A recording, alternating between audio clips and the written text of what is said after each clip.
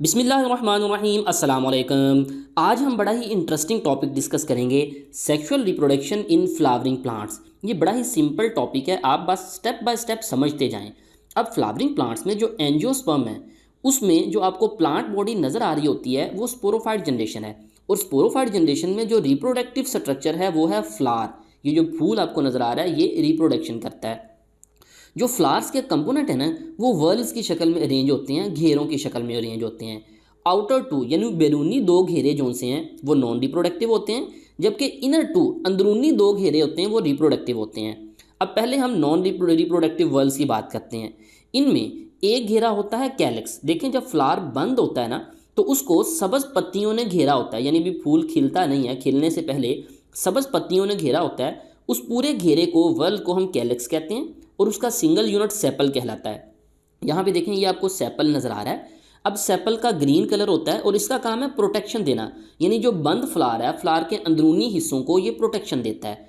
अब दूसरा घेरा होता है कोरोला, यानी इस कैलिक्स के अंदर की तरफ कोरोला, शोक पत्तियों वाला घेरा, उसके सिंगल यूनिट को पेटल कहते हैं। यहाँ पे देखें, ये पीले कलर में पेटल नज़र आ रहे हैं। फूल के मुख्तलिफ कलर के जो पेटल होते हैं वो यही पेटल होते हैं, मुख्तलिफ कलर्स जो से होते हैं। तो पेटल्स क्या है, अदर देन ग्रीन, यानी ग्रीन के अलावा पेटल्स का डिफरेंट कलर होता है। और इनका काम है अट्रैक्शन, यानी ये इंसेक्ट्स को अट्रैक्ट करते हैं पोलिनेशन के लिए। ये तो हो गए बैरूनी नॉन रिप्रोडक्टिव वर्ल्स। अंदरूनी जो दो घेरे होते हैं वो होते हैं रिप्रोडक्टिव, यानी रिप्रोडक्शन में हिस्सा लेते हैं। उनके अंदर एक मेल रिप्रोडक्टिव वर्ल है, उसे हम कहते हैं एंड्रोशियम। एंड्रोशियम के सिंगल यूनिट को हम कहते हैं स्टेमन। यहाँ पे देखें, ये आपको अंदरूनी, उसके बाद ये स्टेमन नज़र आ रहा है, ये स्टेमन है। स्टेमन के दो हिस्से होते हैं, ये नीचे जो डंडी है स्टेमन की इसको हम फिलामेंट कहते हैं, और ऊपर ये इसके सेक थैलीनुमा स्ट्रक्चर नज़र आ रहा है उसको हम कहते हैं एंथर। ये मेल गैमेटोफाइट जनरेशन, ये यानी इसके अंदर स्टेमन के अंदर मेल गैमेटोफाइट जनरेशन बनती है। दूसरा घेरा है फीमेल। फीमेल जो वर्ल है उसे हम कहते हैं गाइनेशियम। गाइनेशियम के सिंगल यूनिट को हम कार्पल कहते हैं। यहाँ पे देखें, ये दरमियान में पिंक कलर में आपको कार्पल नज़र आ रहा है। कार्पल के तीन हिस्से होते हैं। अपर पोर्शन जो है इसका स्टिग्मा कहलाता है। स्टिग्मा के नीचे ये जो नेक है ये स्टाइल कहलाती है। और सबसे नीचे ये जो आपको स्वॉलन पोर्शन नज़र आ रहा है इसको हम ओवरी कहते हैं। और याद रखें, ओवरी के अंदर एक या एक से ज़्यादा ओव्यूल बनते हैं।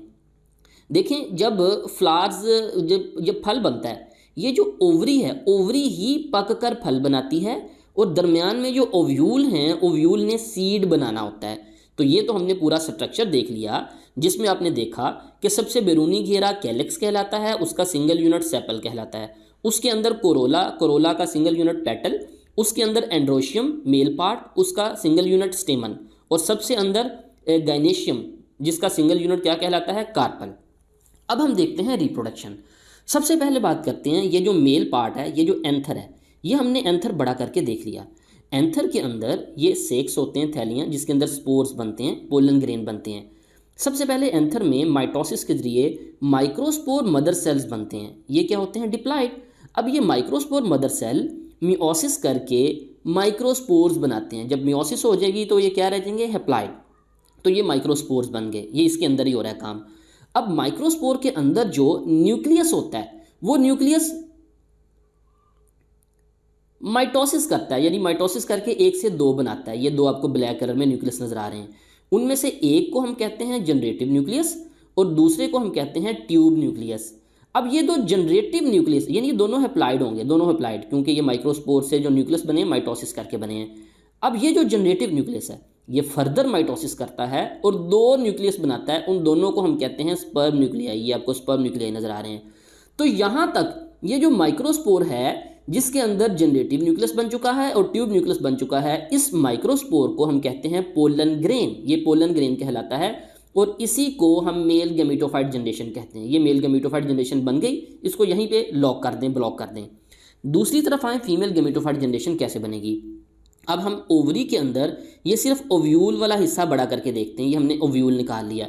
ओव्यूल के अंदर माइटोसिस के जरिए मैक्रोस्पोर मदर सेल बनता है। जैसे यहाँ पे माइक्रोस्पोर मदर सेल बना था ना, ये मैक्रोस्पोर मदर सेल बनता है जो डिप्लॉइड होता है। ये मियोसिस करके मैक्रोस्पोर बनाता है। जब मियोसिस होगी तो हैप्लॉइड माइक्रोस्पोर बनेगा, जिस तरह यहाँ पे माइक्रोस्पोर बना था। अब इस मैक्रोस्पोर से 8 सेल बनते हैं। वो कैसे बनते हैं, एक मैक्रोस्पोर दरअसल 3 दफ़ा माइटोसिस करता है। एक दफ़ा माइटोसिस करेगा तो 1 से 2 सेल बनेंगे, दूसरी दफ़ा करेगा तो 2 से ये 4 सेल बनेंगे, और तीसरी दफ़ा माइटोसिस करेगा तो 4 से 8 सेल बन जाएंगे। अब ये जो 8 सेल हैं उनमें से 3 ऊपर चले जाते हैं एक पोल पे, 3 दूसरे पोल पे आ जाते हैं, और 2 दरमियान में आके फ्यूज़ हो जाते हैं। जो 2 दरमियान में फ्यूज़ होते हैं ना, उनको हम कहते हैं फ्यूजन न्यूक्लियस। ये 1n+1n होते हैं। जबकि जो 3 नीचे आते हैं उनमें से दरमियान वाला एग बनाता है, यानी एग में डेवलप हो जाता है।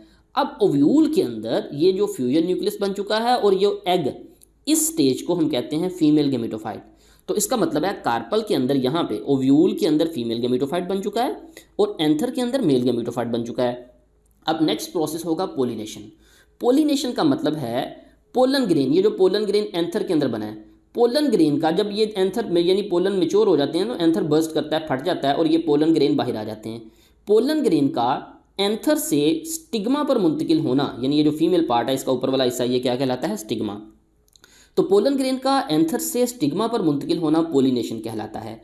जैसे ही पोलिनेशन होगी, पोलिनेशन के बाद ये जो जनरेटिव न्यूक्लियस है ये 2 स्पर्म न्यूक्लियाई बनाएगा, और ये जो ट्यूब न्यूक्लियस है ये ट्यूब न्यूक्लियस ट्यूब बनाना शुरू कर देगा, जिसे हम कहते हैं पोलन ट्यूब। ये आपको ग्रीन कलर में पोलन ट्यूब नज़र आ रही है। यानी ये जो पोलन ग्रेन के अंदर ट्यूब न्यूक्लियस था, ये ट्यूब न्यूक्लियस ये ट्यूब बनाता जाएगा, और उस ट्यूब के अंदर स्पर्म न्यूक्लियाई ट्रैवल करते जाएंगे, चलते जाएंगे। तो ये पोलन ट्यूब बन रही है। अब हमने इसी हिस्से को यहाँ पे देख रहे हैं, ये पोलन ट्यूब देखें मैच्योर हो रही है, ग्रो हो रही है, और ग्रो होते होते ये पोलन ट्यूब किस तरफ जा रही है? ओव्यूल की तरफ, ओवरी की तरफ। और पोलन ट्यूब के अंदर ये स्पर्म न्यूक्लियाई भी ट्रैवल कर रहे हैं। तो हम इस हिस्से को बड़ा करके देखें तो देखें ये 2 स्पर्म न्यूक्लियाई जो कि पोलन ट्यूब में आ रहे हैं, उनमें से एक स्पर्म न्यूक्लियाई एग को फर्टिलाइज करेगा, ये भी अप्लाइड है, एग भी अप्लाइड, 1n+1n डिप्लाइड जाइगोट बन जाएगा। जबकि दूसरा स्पर्म न्यूक्लियाई ये जो दरमियान में फ्यूजन न्यूक्लियस था, ये जो बना था, उस फ्यूजन न्यूक्लियस को फर्टिलाइज करेगा। तो यहाँ पे देखिए फ्यूजन न्यूक्लियस ऑलरेडी क्या था? 1n+1n। तो 1n+1n और ये स्पर्म न्यूक्लियाई 1n, ये क्या हो जाएंगे? ट्रिप्लाइड एंडोस्पर्म न्यूक्लियस बनेगा। जबकि ये इसको फर्टिलाइज करके क्या बनाएगा? जाइगोट, ये डिप्लाइड जाइगोट बनेगा। अब देखें इसको हम डबल फर्टिलाइजेशन कहते हैं। क्यों डबल फर्टिलाइजेशन कहते हैं? क्योंकि एक स्पर्म न्यूक्लियाई एग को फर्टिलाइज करके डिप्लाइड जाइगोट बनाता है, जबकि दूसरा जो स्पर्म न्यूक्लियाई है वो फ्यूजन न्यूक्लियस को फर्टिलाइज करके ट्रिप्लाइड एंडोस्पर्म न्यूक्लियस बनाता है। तो इसमें 2 फर्टिलाइजेशन हो रही हैं, इसी वजह से इसको हम कहते हैं डबल फर्टिलाइजेशन। अब गौर कीजिए, ये जो ट्रिप्लाइड एंडोस्पर्म न्यूक्लियस है ना, ये फूड स्टोरेज बनाएगा, खुराक का ज़ख़ीरा। ये जो पूरा ब्लैक कलर के अंदर नज़र आ रहा है ये एंडोस्पर्म टिश्यू, खुराक का ज़ख़ीरा किसके लिए? बीज के लिए, एम्ब्रियो के लिए। जबकि ये जो जाइगोट है, ये डिप्लाइड जाइगोट, ये क्या बना देगा? ये एम्ब्रियो बना देगा, और बाहर जो उनसे की कवरिंग है वो सीड कोट बना देगी। तो ये एक पूरा सीड बन चुका। इस सीड के अंदर एंडोस्पर्म टिश्यू मौजूद है, खुराक का ज़ख़ीरा मौजूद है, एम्ब्रियो मौजूद है, और बाहर सीड कोट मौजूद है। तो ये सीड बन गया। अब ये सीड क्या करता है? ये प्रोटेक्शन देता है, ज़ाहिर बात है उस। और याद रखना जो सीड है ना, इसके बाहर जो ओवरी है वो फ्रूट बना देगी। अब ये सीड क्या करेगा? एम्ब्रियो को प्रोटेक्ट करेगा अनफेवरेबल कंडीशन में। जैसे ही कंडीशन फेवरेबल आएगी, यानी आप बीज को ज़मीन में लगाते हैं, पानी देते हैं, टेम्परेचर उसका फेवरेबल है, तो ये एम्ब्रियो जर्मिनेट करके दोबारा से आगे स्पोरोफाइट जनरेशन बनाएगा, यानी ये दोबारा से पौधा बनाएगा। ये सीड जर्मिनेट किया, यानी जर्मिनेशन ऑफ सीड, और ये डिप्लाइड स्पोरोफाइट जनरेशन बन गई। अब स्पोरोफाइट जनरेशन के ऊपर दोबारा से फ्लावर बनेगा, उस फ्लावर के अंदर दोबारा से वही मेल गमीटोफाइट और ये फीमेल गमीटोफाइट जनरेशन बनेगी, और वो दोबारा से इसी तरह सीड बनाएंगी और स्पोरोफाइट जनरेशन बनेगी। तो वही अल्टरनेशन ऑफ जनरेशन, यानी स्पोरोफाइट जनरेशन ये गमीटोफाइट जनरेशन को बना रही है, और गमीटोफाइट दोबारा से स्पोरोफाइट जनरेशन को बना रही है। तो ये था life cycle of flowering plants. बड़ा ही सिंपल टॉपिक है। आपका कोई भी इसमें क्वेश्चन हो तो आप मुझसे पूछ सकते हैं। तो ये था आज का टॉपिक, उम्मीद है आपको समझ आई होगी। मिलते हैं नेक्स्ट लेक्चर के साथ। अस्सलामु अलैकुम वरहमतुल्लाहि वबरकातुहू।